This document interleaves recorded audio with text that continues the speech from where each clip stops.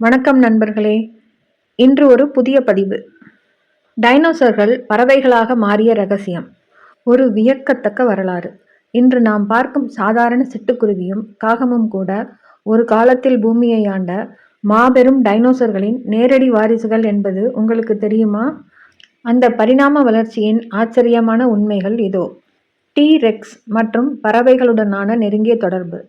நெருங்கிய உறவினர்கள். இன்று நாம் பார்க்கும் கோழி மற்றும் தீக்கோழி தான் டி-ரெக்ஸின் மிக நெருங்கிய உறவினர்கள் என்று டிஎன்ஏ ஆய்வுகள் கூறுகின்றன. டி-ரெக்ஸ் ஒரு ராட்சத உருவம் என்றாலும் அதன் எலும்பு அமைப்பு பறவைகளை ஒத்தே இருந்தது. இறகுகள் கொண்ட ராஜா. ஒரு காலத்தில் டி-ரெக்ஸ் முழுவென்று இருந்ததாக நினைத்தார்கள். ஆனால் புதிய ஆய்வுகளின்படி டி-ரெக்ஸின் குட்டிகளுக்கும் ஒருவேளை வளர்ந்த டி-ரெக்ஸின் உடலின் சில பகுதிகளிலும் இறகுகள் இருந்திருக்கலாம் என்று நம்பப்படுகிறது. உடல் வெப்பம். டி-ரெக்ஸ் ஒரு வார்ம் பிளட்டட் வெப்ப இரத்த விலங்காக இருந்திருக்கலாம். பறவைகளும் அப்படியே. இது முதலை, ஓணான் போன்ற ஊர்வனவற்றிலிருந்து இவற்றை வேறுபடுத்துகிறது. உடல் அமைப்பில் ஏற்பட்ட மாற்றங்கள்.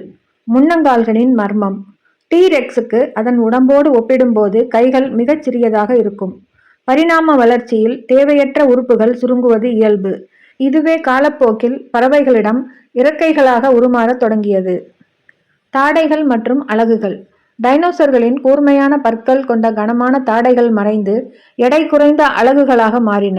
இது அவை எளிதாக பறக்க உதவியது. முட்டையிடும் பழக்கம். டைனோசர்கள் முட்டையிடும் பழக்கம் கொண்டவை என்பது நமக்கு தெரியும். அதே பழக்கத்தை தான் இன்றைய பறவைகளும் தொடர்கின்றன. அவற்றின் முட்டை ஓட்டின் அமைப்பும் பறவைகளின் முட்டை ஓடும் ஒரே மாதிரியானவை. எப்படி இவை பறவைகளாக மாறின? சுமார் 6.5 கோடி ஆண்டுகளுக்கு முன்பு ஒரு பெரிய விண்கல் பூமியில் மோதிய போது பெரிய வகை டைனோசர்கள் அனைத்தும் அழிந்துவிட்டன. ஆனால் அளவில் சிறியதாக இருந்த சில தெரோபாட் வகை டைனோசர்கள் மட்டும் தப்பித்தன. அவை உயிர் வாழ தங்களை மாற்றிக்கொண்டன. உணவு தேடல். தரையில் வேட்டையாடிய இந்த விலங்குகள் மெல்ல மெல்ல மரங்களில் ஏறி பூச்சிகளை உண்ண ஆரம்பித்தன. தப்பித்தல். எதிரிகளிடமிருந்து தப்பிக்க மரங்களுக்கு இடையே தாவிய போது கைகளில் இருந்த சிறிய இறகுகள் காற்றில் மிதக்க உதவின. பறத்தல். பல மில்லியன் ஆண்டுகளில் இந்த தாவுதல் செயலே முழுமையான பறக்கும் திறனாக மாறியது. முடிவுரை. அறிவியல் ரீதியாக பார்த்தால் டைனோசர்கள் முழுமையாக அழியவில்லை. நம் வீட்டு வாசலில் அமரும் பறவைகளே நவீன கால டைனோசர்கள். நம்ம வீட்டு கோழியோட முன்னோர்கள் அந்த காலத்து டி-ரெக்ஸ் டைனோசர்களாம். நண்பர்களே, இந்த பதிவு உங்களுக்கு பிடித்திருந்ததா? நன்றி, வணக்கம்.